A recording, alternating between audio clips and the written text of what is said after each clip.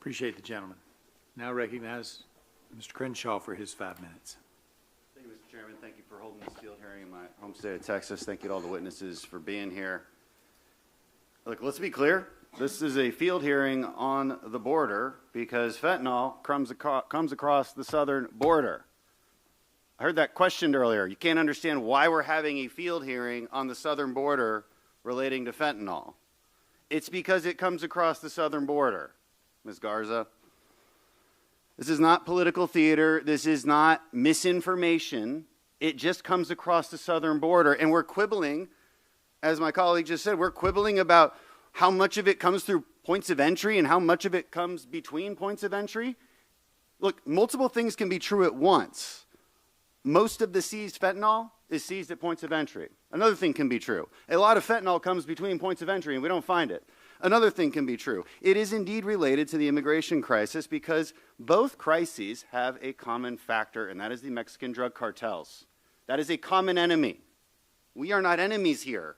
This should not be a partisan issue. We have a common enemy in the Mexican drug cartels. If you don't believe that there's a connection, I think me and Mr. Judd, in under a minute of conversation, can help find that connection. Mr. Judd, it's true that most fentanyl comes through points of entry that is seized. Points of entry are run by customs agents, correct? That is correct. Okay.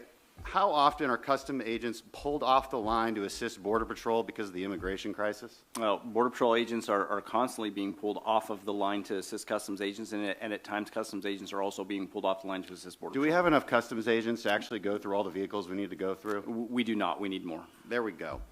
Cartels, are they making money off of illegal immigration? Do they charge every single illegal immigrant when they cross that border? $13 billion worth, yes. $13 billion. Do you think they reinvest that money in hospitals and schools, or do you think they reinvest that money back into their illicit drug trade? El Chapo spent an awful lot of money on himself. Is it also true that what the cartels do is tie up Border Patrol agents with hundreds of migrants who are indeed, I'm sure, nice people, but they tie them up, process them for hours, Border Patrol agents become babysitters and bus drivers, and then the cartels use that opportunity to then traffic what they want to traffic in places the Border Patrol cannot watch? That is 100% correct. It is connected. It is indeed connected. The immigration crisis and the fentanyl crisis are separate, yes, but they are connected. This is not a partisan comment to make. And it is true what my colleague just said, the longest serving pharmacist in Congress. This is a different problem. This is not like the war on drugs. This is not cocaine and heroin. This is a poisoning problem, and it is poisoning almost 80,000 Americans a year. And it is coming from two specific organizations, the Sinaloa cartel and the Jalisco cartel. It should be a common enemy for Democrats and Republicans. By the way, the man who represents this district that we're in right now, Vicente Gonzalez, he agrees with me. We're working on legislation together for the authorization of military force against the cartels, because they are a military force. They are some of the best equipped, best trained, best funded, most dangerous people in the entire world, and they're right across the border. And they're killing Americans by the tens of thousands. More Americans died just in 2021 from fentanyl than the entire Vietnam War.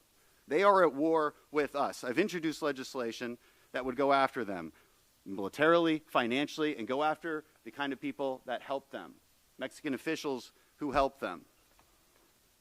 You know, on the enforcement issue, Sheriff, can you effectively prosecute fentanyl dealers? What are your hands tied there? What can we do better there? Bill, that's a good question. We definitely need to get the AUSA on board, the United States Attorney on board to start prosecuting cases. In my case, at the checkpoint, they pick and choose what cases they're going to accept and file on. And those cases I'll adopt in the state level. Everybody's not going to go anywhere. But what do you think? I think some states have looked at classifying fentanyl as a poison. Would you recommend something like that? Yeah, Schedule 1. Yes, sir. Well, Schedule 1 is different than classifying it as a poison. You classify it as a poison, it becomes murder if you give it to somebody. Absolutely. That'll work. That'll work. Ms. Garza, would you agree with that? Do you think fentanyl dealers, not the people who are taking it, I understand you have sympathy for them, I think we all do, but the dealers who knowingly give fentanyl to others, to other people when they think they're taking Adderall or heroin or something else, do you think that we should vastly increase penalties for them? I will say that I recently had a C-section. I had a baby, and I was given fentanyl by a physician. That's not my question. And That's in an and I operating believe room. We that- carry that it is fentanyl a on our drug medics that- packs overseas. I understand that. Do you think that fentanyl dealers trafficking it illicitly, like putting it in Adderall, putting it in cocaine, and then people die, you don't think that those dealers should have a higher penalty? I believe that we should be prosecuting people. I think that we should they should have a higher stop penalty the than stem now? of the flow of the drugs in this country, but we're conflating the issues and what the real problem is. You are identifying, sir, what the problem is. And the problem originates not at the border. It originates further south. And so we need to put efforts into curbing these drugs coming in. And we need to to build up the rule of law in foreign nations so that people don't feel unsafe and have to flee. But you are villainizing my community. I'm not villainizing. You are villainizing the border. Gentleman's time's up. Well, can I respond to that? I yield back, Mr. Chairman. Thank you. Thanks. Gentleman yields back and now recognize Dr. Joyce for his 5 minutes of questioning. Thank you, Mr. Chairman. Great. Mr. Crenshaw.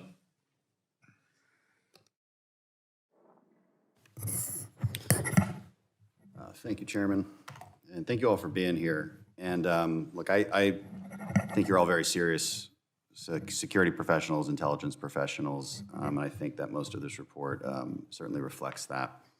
But there is a glaring exception to that, and specifically in the section on climate change and environmental degradation. Now, don't get me wrong, I think this is indeed an issue, but I addressed this issue on a very different committee, not here, and for very good reason. So I have a simple question. What creates greater geopolitical instability? Is it the occasional severe weather event, or is it energy insecurity? In other words, the inability of nations to secure reliable and affordable sources of energy. Which one creates more global chaos and therefore represents a national security threat to the United States? Is it one or the other or both? I suppose I'll direct that question, I'm sorry, but to you, Director Haynes, because you mentioned it earlier. No, thank you, sir. One or the other or both, because I have a lot to say on this. I don't have a way of quantifying it for you, so I'm happy to try to take that for the record if that's useful. Okay. Let's assume you try to say both or one or the other, but the report only says one. The report only says one. But if it was both, then why wouldn't energy scarcity be mentioned as a global threat? Why isn't radical environmentalism mentioned as a global threat? The last few years have some pretty glaring examples, and I'm going to point them out in my limited time here. In Sri Lanka, radical environmentalist policies led to the collapse of farming outputs and the collapse of a government. The same thing is currently happening in the Netherlands, where their entire farming industry is under threat. In Pakistan, your report mentions some flooding, but says nothing of the hundreds of millions of people without power because of energy scarcity due to foolish green energy policies by the Europeans that have made natural gas so unaffordable in countries like Pakistan. European energy prices have gone through the roof, and they now desperately import coal and wood to burn because they engaged in misguided green energy policies for years. The WHO estimates that 3 million deaths result per year from lack of clean cooking fuels, meaning they're burning wood or dung instead of fossil fuels like propane and natural gas. These things are truly destabilizing to global security, but there isn't a section in this report about it. The report does say that it's weather events that are a national security threat, and that tensions will rise as developing nations request reparations from developed nations. Of course, the assumption is that all weather events are due to climate change. That's not science, by the way, it's an assumption, and I wouldn't expect assumptions from senior intelligence professionals. It's worth examining the actual science. Has anybody read the UN Intergovernmental Panel on Climate Change report, all 4,000 pages? Really? Okay. But let's assume you have. It's got some good data in it, actually. I like that report, and it would help this report be more objective. For instance, it actually makes science-based predictions about what the true economic cost of climate change will be over the next 100 years. It says the cost of climate change by the year 2100 will be a 4.5% reduction in global GDP from what it otherwise would be. Not from what it is now, from what it otherwise would be. So if we go on our trend of growth, we'd grow global GDP by 450%. The cost of climate change make that maybe 434%. That is not a national security threat, and I'm sure you all agree with that. The report also states that insured losses due to catastrophes from climate change have increased 250% in the past 30 years. That is a fact taken way out of context. It's misleading. And again, I wouldn't expect it from intelligence professionals, because the obvious explanation is that there's more homes and more infrastructure built on coastal areas. The truth is, the facts are that the deaths from natural disasters have decreased 90% over the last 100 years. The truth is that the trend in accumulated cyclonic energy, a metric that captures frequency, duration, and intensity of global hurricane activity, shows no increasing in trends. In 2021, we had the fewest hurricanes since satellite tracking began 40 years ago. NOAA modeling shows that hurricanes making landfall will decrease 25% as the climate changes. The UN report, the science, that never says red alert, never says crisis, never says any of the stuff commonly used by climate alarmists. I'm running out of time, so I just want to summarize if the chairman will let me. When we say this kind of stuff and we detract from the very important topics that you all have been talking about this entire time, we detract from that. And it's even worse when we don't at least balance it with the more obvious threat of energy insecurity globally and the destabilizing effects that that creates. That's my problem with this report, and I hope we fix it next time, and I yield back. Thank you. Back. Gentleman from Texas. Chair recognizes for 5 minutes Mr. Crenshaw. Thank you, Madam Chair. Thank you, Mr. Chu, for bringing Republicans and Democrats together. Appreciate that. I want to get right to the critical point of concern. So TikTok is able to collect massive amounts of personal data. We all know that. That means it could, if it desired, to use this data to influence narratives and trends, create misinformation campaigns, encourage self-destructive behavior, purposefully allow drug cartels to communicate freely and organize human and drug trafficking. Now, to be fair, all social media companies could do that. But here's the difference. It is only TikTok that is controlled by the Chinese Communist Party. All these other social media companies are not. Mr. Chu, do you agree that TikTok is controlled by the CCP? No. Okay, I thought you'd say that. I disagree, as you thought I might say. Here's why I disagree. Your parent company is ByteDance, right? That's correct. It is correct. So many of the workers who work at ByteDance, they're Communist Party members, right? I wouldn't know.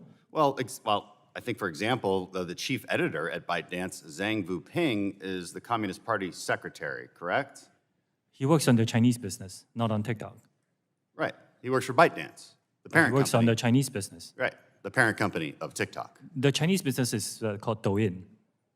Yeah, but it's all associated with ByteDance, right? So ByteDance owns a number of businesses. Right. They are You all report to ByteDance. Everybody's part of ByteDance. Okay? And do you know of any other employees that work for ByteDance that are part of the Chinese Communist Party? Like I said, ByteDance owns Chinese businesses and they operate in China. You don't know how many, but you acknowledge many must be card-carrying members of the CCP, right? They're in the Chinese business, yes. Yeah, I mean, the CCP holds what's called a golden share in ByteDance that allows the CCP to control one board seat in ByteDance. That's publicly That's reported. not correct. It's not correct? It's been not publicly correct. reported. They admitted to it.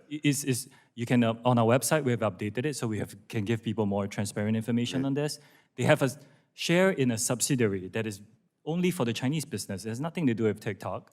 And it's for the purposes of content licensing in China. So there's not an internal CCP committee, which is a regular thing that happens in China. They have a CCP committee internally inside the company. I run TikTok. I cannot represent the Chinese ByteDance. business. Talking about ByteDance. No arrangement in ByteDance? So Again, here's the main point of concern. China's 2017 national intelligence law states very clearly that, quote, any organization or citizen shall support, assist, and cooperate with state intelligence work in accordance with the law and maintain the secrecy of all knowledge of state intelligence work. In other words, ByteDance, and also your TikTok employees that live in China, they must cooperate with Chinese intelligence whenever they are called upon. And if they are called upon, they're bound to secrecy. That would include you. So, Mr. Chu, if the CCP tells ByteDance to turn over all data that TikTok has collected inside the U.S., even within Project Texas, do they have to do so, according to Chinese law? Congressman, first, I'm Singaporean. That's fine, but there are employees of yours and ByteDance is in China. We understand this concern. In my opening statement, we said, we hear these concerns, we didn't try to avoid them or trivialize them. We built something where we take that data and put it out of reach. This is what we did. We put it out of reach. Out of reach, but they own you. No, we put it out of reach by storing them. ByteDance owns TikTok. If ByteDance is and the CCP owns ByteDance because the CCP owns everybody in China. And so by law, they can make them do whatever they want, and they say that by law, you can't tell anyone about it. So they can make you hand over that data. Is that correct? Data is stored here in American soil by an American Well, company, you say that. overseen by American We thought personnel. that, but leaked audio from 80 internal TikTok meetings shows that U.S. user data has been repeatedly accessed from China when you said it hasn't been. And here's the other thing, following back on my colleague's line of questioning, in your own privacy policy, it says that you may share information within your so-called corporate group. Is ByteDance part of that corporate group? If you're talking about this, the share of the entity with Right. the share, like I shared with the previous Is ByteDance part of the corporate group? ByteDance as a holding company is part of the corporate group. Yes, It's part of the corporate group. Yeah. Okay, so your own privacy policy says you have to share data with ByteDance. And if the CCP says, hey, ByteDance, you're going to do what we say, and you can't tell anyone about it because by law, according to that 2017 national intelligence law, they have to do it. That's our concern. Maybe you haven't done it yet, but my point is that you might have to. And that's where our concerns come from. I mean, over 300 TikTok employees have worked for China's state-run propaganda media. That's just from looking at their LinkedIn profiles. Okay, so and my last point is this. I want to say this to all the teenagers out there and TikTok influencers who think we're just old and out of touch and don't know what we're talking about, trying to take away your favorite app. You may not care that your data is being accessed now, but it will be one day when you do care about it. And here's the real problem. With data comes power. They can choose what you see and how you see it. They can make you believe things that are not true. They can encourage you to engage in behavior that will destroy your life. Even if it is not happening yet, it could in the future. The long-term goal of the Chinese Communist Party is the demise of the American power, and that starts with our youth. At any moment, they could demand that all of TikTok's data be used to design an AI algorithm with the sole purpose of promoting Chinese interests and destroying our society from within. You want to know why Democrats and Republicans have come together on this? That's why we are so concerned. Thank you, and I yield back. Mr. Chairman, thank you, Mr. Secretary, for being here. I want to follow up on that because it bugs me. I thought it was actually 30 drugs that the CBO estimated would not exist, and plenty of other estimates have much, much higher. We've talked to industry, we've already seen the dollars drying up from investing in what they would call higher risk investments. That would definitely be Alzheimer's. So what drug companies are going to do because of this price cap rule, what they're going to do is they're going to invest in quote unquote safer investments. So the drug companies will be fine. They'll be fine. You know who won't be fine? Alzheimer's patients who want that cutting edge drug. That is a fact. And you guys can sit there comfortably in your position on this because you know that we can never prove a counterfactual because there's another element of history that we will never know about. And it's very, very frustrating. But I want to talk about your budget. So one thing that concerns me, and the chairman mentioned it, is the president's budget mentions climate change 42 times, mentions fentanyl twice. What's the leading cause of death for adults age 18 to 45? Congressman, I would mention that while we may have mentioned the word fentanyl, we put $10.9 billion more than I think any administration has to fight overdose. I appreciate that. I'm not sure what that money's going towards, but We can outline. it's opioid. I mean, the answer to my question, you didn't answer my question, but it's opioids. I'll just answer it for you. It's opioid overdose, right? Most of that is fentanyl. There's about 100,000 people or more to opioid overdose. Almost 80,000 of that's fentanyl directly related. You can't even compare that kind of number to climate change. Not even close. I mean, if we want to actually compare, let me ask you actually, I mean, is HHS in charge of regulating carbon emissions? Am I missing something here? Why do you guys have an Office of Climate Change and Health Equity funded in this budget? Congressman, I think it's a proven fact that the impacts of climate change are affecting the health of Americans and people around the world. How have you quantified that? Excuse me? How have you quantified that? I can get you some of the research that's been done. I can show you some of the communities that have been affected. We can do any number of ways to quantify it. You can let me know. I have a way of quantifying it. Here, I'll help you out. So in the since 1900, deaths due to nature have plummeted by over 90%. Actually plummeted over 70% just since Biden took office. So weather accounts for somewhere around 0.07% of worldwide deaths, 0.01% in the United States. And that's by the way, with the population increasing like tenfold. So there's a completely negative correlation there, and we're pretending like it's a crisis, and we're scaring people to death about it. And you're telling hospitals that they should be going to net zero. Of all of the locations in America that I would want to have reliable energy sources because people are on life support, I think hospitals would be one of them, right? And if hospitals go to net zero emissions, what kind of effect is that going to have on our temperature in 100 years? Hospitals, one of the major, well, the healthcare sector is one of the major contributors to pollution in the world. What? How do you quantify that? We can get you the information that shows that the healthcare sector, because of its production of lots of different and uses of lots of different chemicals, of the fact that it's a very widespread industry, it does have a major impact on the climate. So you're just going to get rid of these chemicals. Why don't we get rid of plastics too? The plastics that are used for medical devices that save people's lives. Is that a good idea? I think most people would say to you that where there is a use for plastics, but we don't have to have so much plastic in the world that it's causing major degradation of our environment. What you're saying is terrifying. What you're saying will harm people. I mean, high-quality plastics are used in an extraordinary way for cutting-edge medical devices. They're used in everything in a hospital. And what percentage do you think our healthcare sector contributes to overall carbon emissions? You said it was significant. You said it's one of the most significant. So what's the percentage? Do you have a ballpark? Of the industry of the sector? Yeah, you just said the healthcare industry is one of the biggest contributors to carbon emissions. So do you have a ballpark percentage of what that might be? I don't have it in front of me, but I can get you that information. I think it's probably less than a percentage point. I mean, I see these numbers all the time, especially on this committee. Transportation's a big one, right? Power production's a big one. The healthcare sector is a big one. That's what you're saying? The healthcare sector is a big one. How much money are you guys wanting to spend on this in your budget? Spend on what? On this office. It's a small fraction of the entire budget. Uh-huh. I can tell you the exact amount if you give me time to look through the book. I only have 7 seconds, but thank you. I yield back. The gentleman yields back, seeing no one on the Democrat side. The chair recognizes Dr. Dunn for 5 minutes for questions.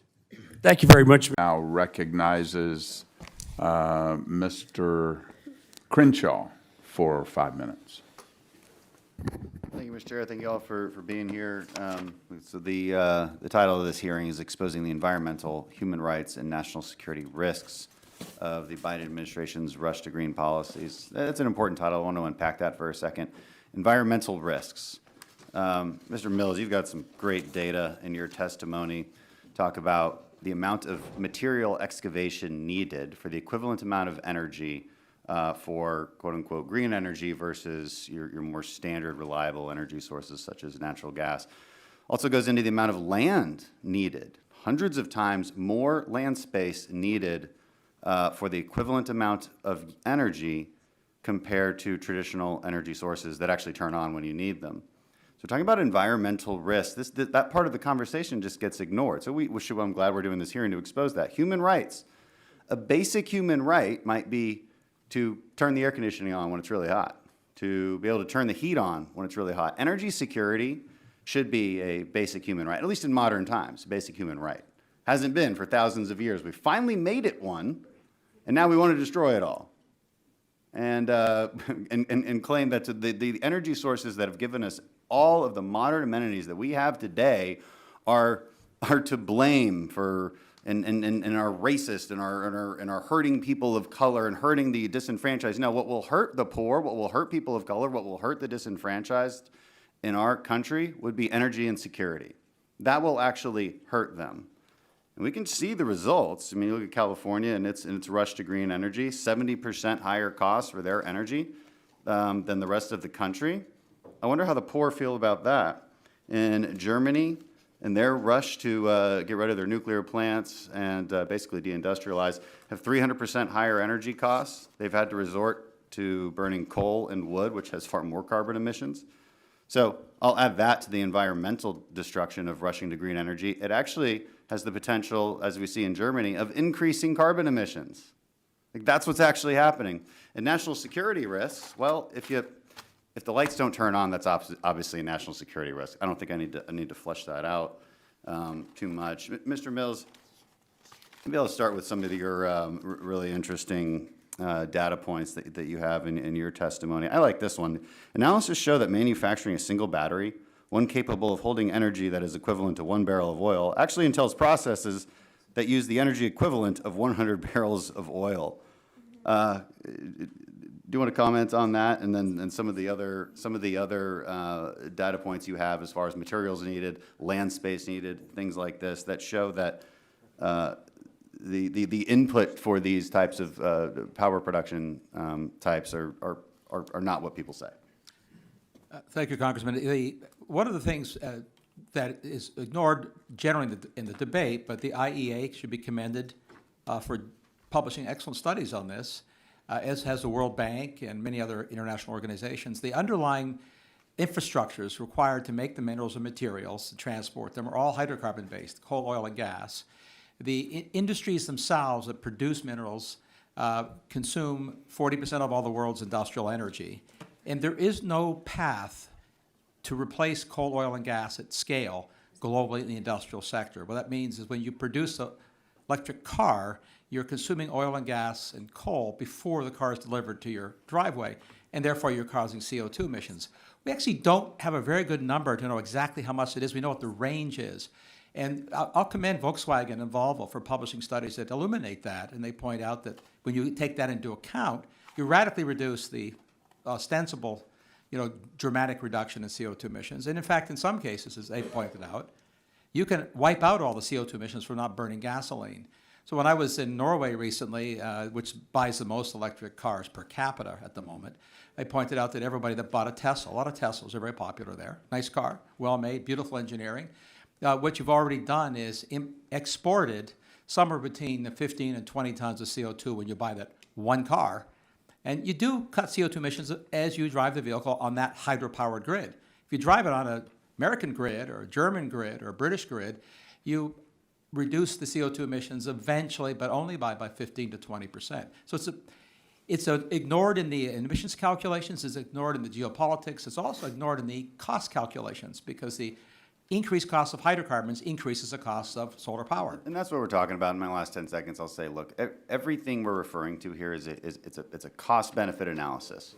What is the benefit you're getting for the cost that you're incurring on people who can probably afford to pay it the least? So that's what this discussion is about. That's why Republicans push for nuclear energy, right? It's reliable and it's clean. We push for natural gas exports because it's reliable. It has an actual chance of displacing foreign coal and an actual chance of reducing carbon emissions globally in a very massive way. And we should be exporting more of it and encouraging more of it, not less of it. And I yield back. Thank you. Gentleman yields back. Thank you, Mr. Chairman. Thank you for holding this important hearing. Mr. Goffman, this EPA just cannot help themselves. It's one thing after another, attacking Americans' way of life in pursuit of some pointless agenda that actually benefits no one. And I mean no one, and we're going to go through the numbers and I'll explain why. Because we always got to tackle policy this way. What are the costs? What are the benefits? Policy is about trade-offs. By EPA's admission, this tailpipe emissions rule is designed to increase EV sales. Is that correct? It's designed to improve air quality. Okay, so the EPA website states, the proposed standards are also projected to accelerate the transition to electric vehicles. This is just from the website. I don't know, maybe you guys are on a different page. Depending on the compliance pathways manufacturers select to meet the standards, EPA projects that EVs could account for 67% of new light-duty vehicles, et cetera, et cetera, et cetera. Okay, so right now, EVs account for 1% of cars registered to U.S. drivers and about 4.5% of new vehicle sales. So that's quite a leap. Here's another thing. EVs are expensive, on average $20,000 more than a similarly sized internal combustion engine vehicle. Here's another thing. The price of a new EV has risen by over 50% in the last 10 years, despite a concurrent increase in sales and obvious scalability. So what evidence does the EPA have that EVs will become more affordable for American consumers, or is that even part of your consideration? Affordability is a major part of our consideration. And we're fortunate as we do this, as we put this proposal out and consider finalizing it, to have a number of factors. Okay, so they've increased by 50%. How are they going to start decreasing? How is that going to happen? Does the EPA even care? How do you analyze that? Well, one of the things we're doing is, and one of the things we observed even before we put the proposal out, is that a number of American manufacturers committed to the goal by 2030 of marketing 50% of their new car fleet as EVs. And at least one American company has followed that up by none of that speaks to costs. You guys have no idea, do you? And you don't take it into account. EVs are more expensive. This is just a fact.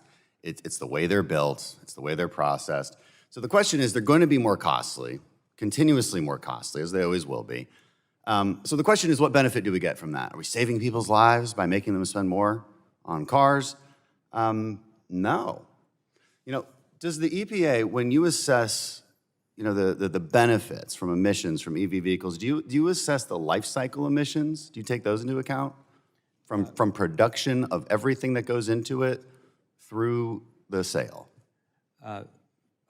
We do look at that. Okay. Under the Clean Air Act authority, we look primarily and base our standards on. Yeah. I mean, I know you guys don't. You don't have any reports that do that, but luckily others do. International Energy Agency did a critical minerals report. They found that when you count all emissions of production, on average, a single battery for an EV, you have to dig up 500,000 pounds of earth. That involves heavy machinery, oil, gas. And let's not forget, 85% of critical mineral processing is in China. I'm pretty sure their environmental standards are not very high. According to other studies by the manufacturers themselves, like Volvo, like Volkswagen, manufacturing an EV generates 70% more emissions than manufacturing an internal combustion engine. You need to drive 70,000 miles to even break even with an internal combustion engine. Even at 100,000 miles, you're only getting a 20 to 30% reduction in carbon emissions. So it'll do nothing for climate change. It'll do nothing to reduce overall global emissions. And by the way, the EV owner already drives less, so it's unlikely that most of them have even reached the break-even point. So just by the math in the short term, EVs increase emissions globally. That's just the math. Now, if you're concerned about air pollution, which is, you've stated that, on the EPA website it says this: the graph below shows that between 1980 and 2022, gross domestic product increased almost 200%. Vehicle miles traveled increased over 100%. Energy consumption increased 29%, and the U.S. population grew by 47%, but during that same time period, total emissions of the 6 principal air pollutants dropped by 73%. It's like we're making all this progress. So I just want to know, where's the evidence that we are all of a sudden in an air quality crisis in America and that we need to impose these enormous costs on the American people? Where's the evidence for that? I believe there's extensive evidence, and as it happens, it's reflected in a proposal we issued addressing. There's extensive evidence that we've decreased our problems with air quality, that we've increased air quality in America. There's extensive evidence on your own website. It took me 5 seconds to Google it. That those pollutants have decreased by 73%. That's what your evidence says. And you want to impose these massive costs on the American people. That's why these bills are up for consideration today. And I yield back. Gentlemen. Congressman.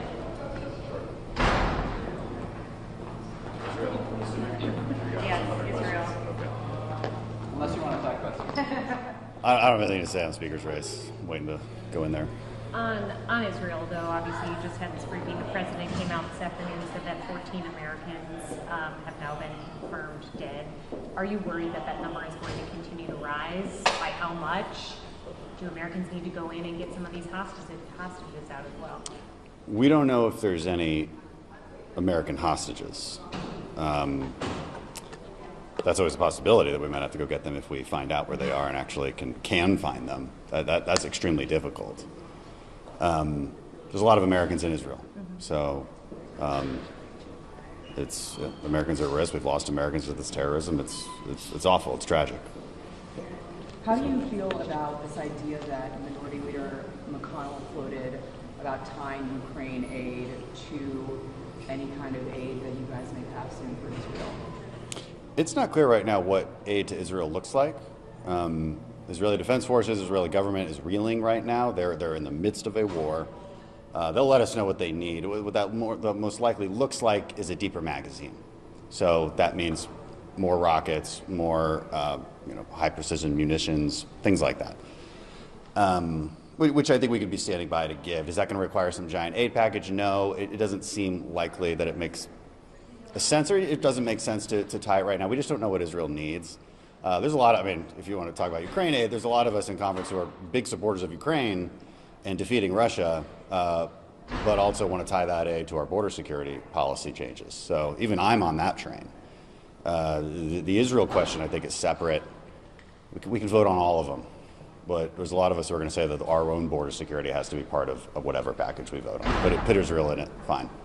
Are you worried about threats to the U.S. homeland right now? I know that the FBI, DHS has upped security in some places over anti-Semitic threats, but do you have concerns about a threat to the U.S. right now?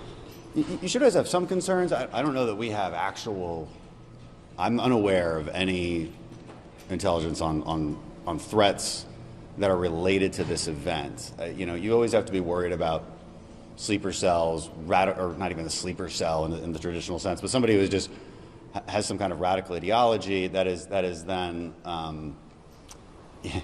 takes some kind of inspiration from these sort of events. You always have to be worried about that, but I see no reason to think that it's happening, or I've seen no evidence that it's about to happen. Does the U.S. government have a sense of Iran's culpability in all this? Yes. It's hard to say much more than that. I want to let the White House make whatever statements they need to make.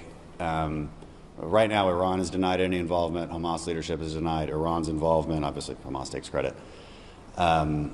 And I have no evidence to suggest otherwise. Now, what is also true is that by the very nature of funding and training this proxy force for decades, it's clearly Iran's fault.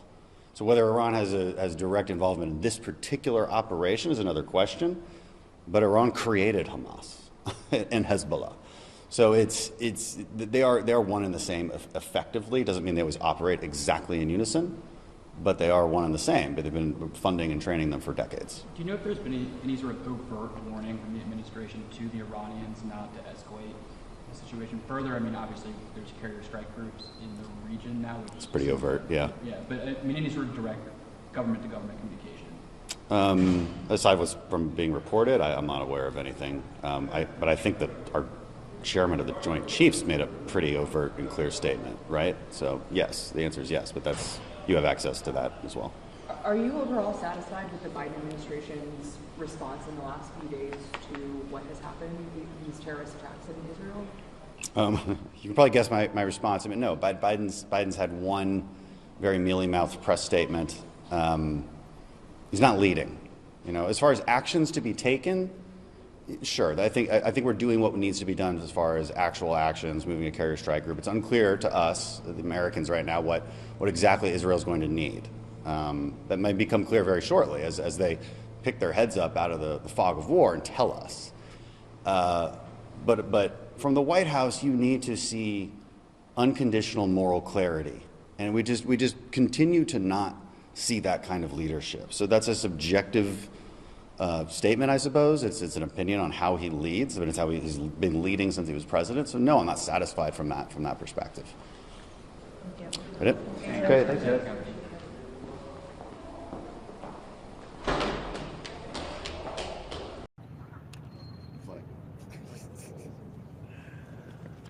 All right, thank you all for coming today. And we're here today in the midst of a leadership vacuum across all fronts. And we want to propose a response to President Biden's recent supplemental request. The president has requested additional funding for Ukraine, funding for Israel, and funding for our southern border.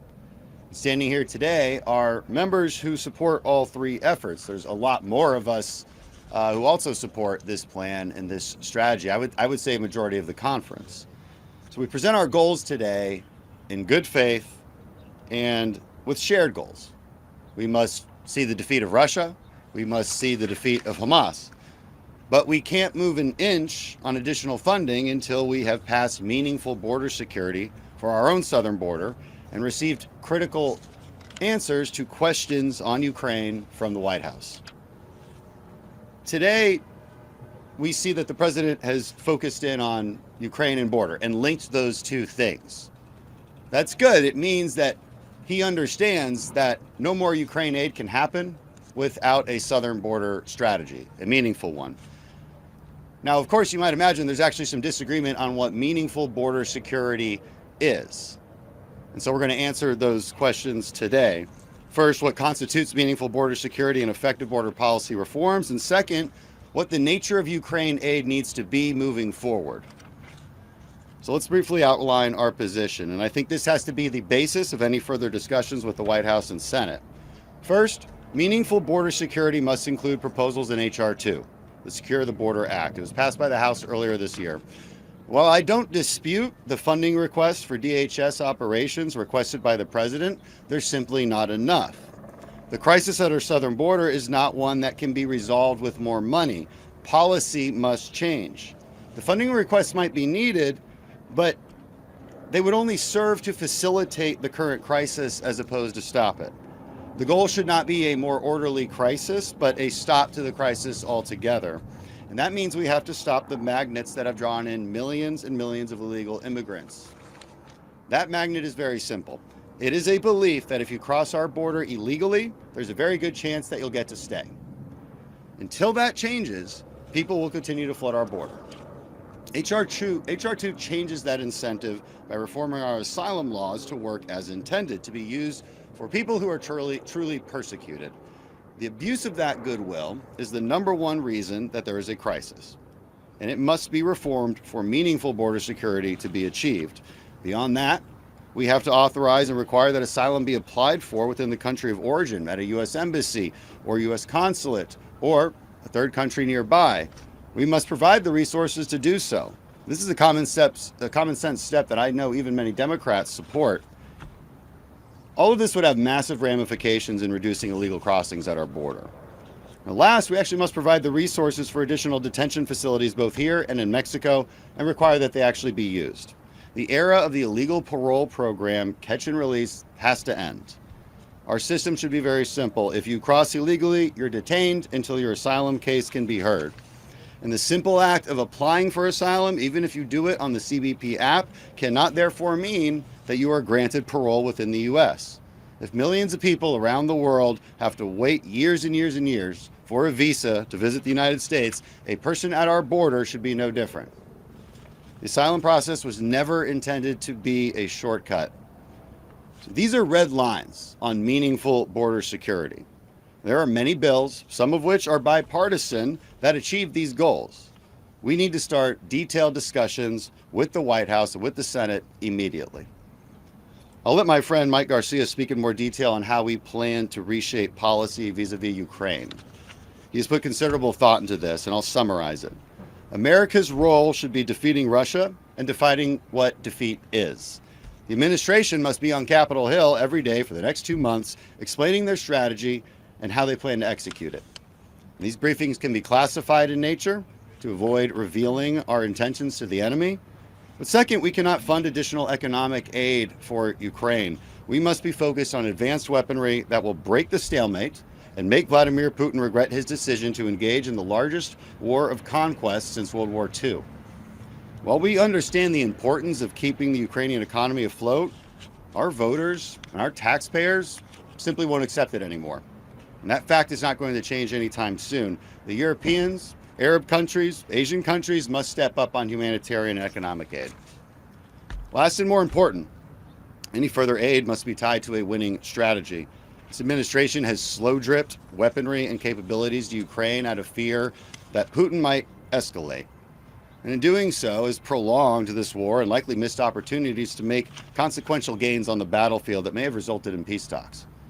We must identify weapon systems that will make a difference and deploy them with haste. There are some in our party who don't care about defeating Russia. We are not among them. We understand this isn't about Ukraine necessarily and specifically, but about maintaining America's deterrence for the next 100 years against our adversaries. In this group that have helped draft these ideas are veterans, lawmakers who have fought in the real world, who have been briefed at the highest levels about the threats we face. We understand that peace through strength only works if you have the guts to use your strength. And self-deterrence has and always will invite more aggression. That's the lesson of history time and time again. So we have an opportunity here for a grand bargain. We have an opportunity to put forward a package that secures our southern border once and for all and secures American leadership and deterrence against our adversaries. If we come together under the policies that I've outlined, America cannot lose. I don't believe that we are so divided on these issues, and I ask that the President begin discussions with us as soon as possible. Thank you, and I'll turn it over to Representative Garcia.